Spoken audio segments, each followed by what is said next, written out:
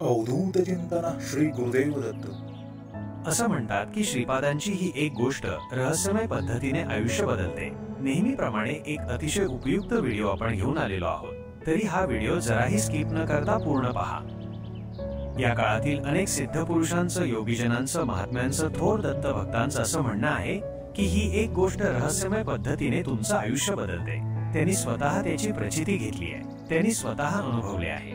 तर ही रहस्यमय गोष्ट कोणती आहे, ती दत्तभक्तांचं जीवन कशी बदलते, ते आपण आता पाहणार आहोत. तत्पूर्वी नेहमीप्रमाणे मी या दत्त परिवाराच्या वतीने श्री गुरुदत्तांच्या पावनचरणी अशी प्रार्थना करतो की तुमच्यावर आणि तुमच्या कुटुंबावर सदैव दत्तगुरूंची कृपा राहो आणि तुमचे इच्छित मनोरथ पूर्ण होऊन तुम्हाला निरोगी आरोग्य, सुख, शांती, समृद्धी, संपत्ती, समाधान प्राप्त हो. ही रहस्यमय गोष्ट आहे आपल्या श्री गुरुचरित्र ग्रंथात. अध्याय 5. ही श्रीपाद श्रीवल्लभांची जन्मकथा आहे. थोरांचं असं म्हणणं आहे की या अध्यायाच्या नुसत्या श्रवणाने किंवा वाचनाने श्रीपादांची कृपा होऊन आयुष्यात रहस्यमय पद्धतीने बदल घडतात. चला तर मग या चमत्कारिक अध्यायाला आपण सुरुवात करूया. पूर्ण श्रद्धायुक्त अंतःकरणाने हा व्हिडिओ पहा. श्री गुरुचरित्र अध्याय 5. श्रीपाद श्रीवल्लभांची जन्मकथा. श्री गणेशाय नमः. श्री सरस्वत्यै नमः. श्री गुरुभ्यो नमः. सिद्ध म्हणाला, नामधारका, लोक कलियुगात धर्मभ्रष्ट झाले, कर्मभ्रष्ट झाले. त्यावेळी श्री गुरु दत्तात्रेयांनीही जनकल्याणार्थ अवतार घेतले. पीठापूर येथे आपळराज नावाचा अपस्तंभ शाखेचा एक द्विज राहत असे. त्याची पत्नी सुमती धर्मशील व पतिव्रता होती. विष्णू दत्ताची ती भावभक्तीने आराधना करायची. एकदा अमावस्येस आपळराजाच्या घरी पितृश्राद्ध होते. आमंत्रित ब्राह्मणांचे श्राद्धासाठी भोजन व्हायचे होते. तेव्हा दत्तात्रेय महाप्रभू अतिथी रूपाने तिच्या घरी आले. सुमतीने ब्राह्मण भोजना आधीच भिक्षा घातली. ही तिची सेवा तत्परता पाहून दत्तात्रेयाने तिला 3 मुखे व 6 हात या मूळ दत्त स्वरूपात दर्शन दिले आणि वर मागण्यास सांगितले. सुमतीने श्रीगुरूंची स्तुती केली व म्हणाली, गुरुदेव, मला आपण अतिथी रूपाने माते अशी हाक मारलीत, ते वचन खरे हो. मला अनेक अपत्ये झाली, ती जन्मतःच मेली. जे 2 पुत्र जगले त्यात एक आंधळा तर दुसरा पांगळा. असे पुत्र असून नसल्यासारखेच आहेत. माझा पुत्र तुमच्यासारखा जगद्वंद्य, महाज्ञानी, देवासारखा आणि परमपुरुषार्थी असावा ही इच्छा आहे. तुम्ही ती पूर्ण करा. दत्तात्रेय म्हणाले, माते, अपेक्षित असाच पुत्र तुला होईल. तो महातपस्वी असेल, तो कुळाचा उद्धार करेल, त्याची मोठी कीर्ती होईल. पण तुम्हाला त्याच्या कलाने घ्यावे लागेल. त्याचा शब्द मोडला तर तो तुमच्या बरोबर राहणार नाही. सुमतीला वरदान देऊन दत्तात्रेय अदृश्य झाले. तिने हे वृत्त पतीला सांगितले. तेव्हा त्यालाही खूप नवल वाटले. तो सुमतीला म्हणाला, दत्तात्रेयांनी तुला माते अशी हाक मारली, त्या अर्थी तेच पुत्र रूपाने तुझ्या पोटी जन्म घेतील. आज आपले भाग्य फळास आले. त्या दोघांचाही आनंद गगनात मावत नव्हता. सुमतीच्या मनात मात्र थोडी रुखरुख होती. ती पतीला म्हणाली, नाथ, मी आज श्राद्धाचे ब्राह्मण जेवण्यापूर्वीच भिक्षा घातली, यात माझे काही चुकले का? आपळराज म्हणाला, अगं, तू योग्य तेच केलेस. आज साक्षात दत्तप्रभूंनी आपल्या घरी भिक्षा मागितली, तुला त्यांनी दर्शन दिले, वरदान दिले.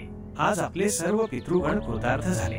ते आता स्वर्गलोकी जातील. त्यानंतर काही काळाने सुमती गर्भवती झाली. एका तेजस्वी पुत्राला तिने जन्म दिला. ब्राह्मणांनी त्याचे जातक वर्तविले. हा पुत्र तपस्वी होऊन विश्वाला मार्गदर्शन करेल, याची जगद्गुरु म्हणून कीर्ती होईल. ते ऐकून आपळराज व सुमतीला धन्य वाटले. त्यांनी पुत्राचे श्रीपाद नाव ठेवले. पित्याने त्याची 7 वर्षांचा झाल्यावर मुंज केली.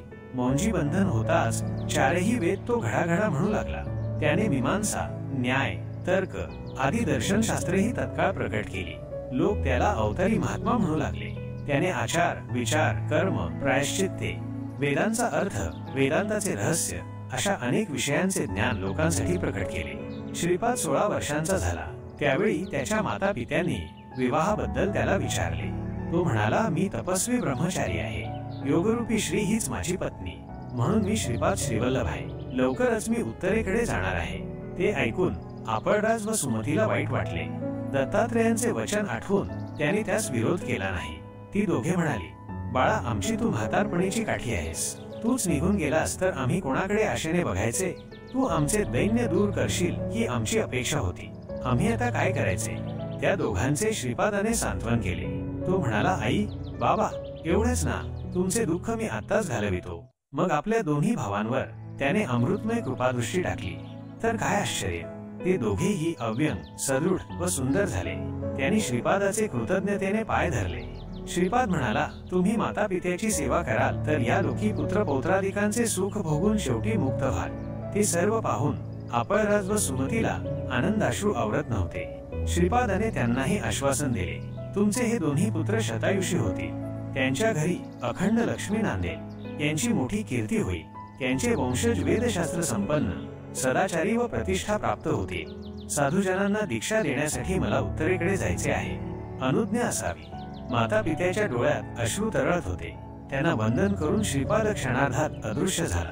गुप्त रूपाने तो काशीस आला. तेथून बद्रिकाश्रमास गेला. तेथे नारायणाची भेट घेतली. त्याला मी कार्यासाठी मनुष्य रूपाने अवतार घेतला आहे असे सांगितले. तीर्थयात्रा करीत मग तो गोकर्ण क्षेत्री आला. अशा प्रकारे हा अध्याय समाप्त झाला. श्रीपादष्टक. श्री गणेशाय नमः. श्री सरस्वत्यै नमः. श्री गुरुभ्यो नमः.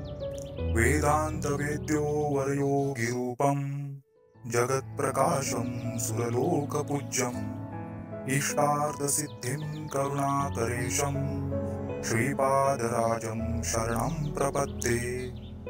योगीशरूपं परमात्मवेशं सदानुरागं सहकार्यरूपं वरप्रसादं विबुधैकसेव्यं श्रीपादराजं शरणं प्रपद्ये.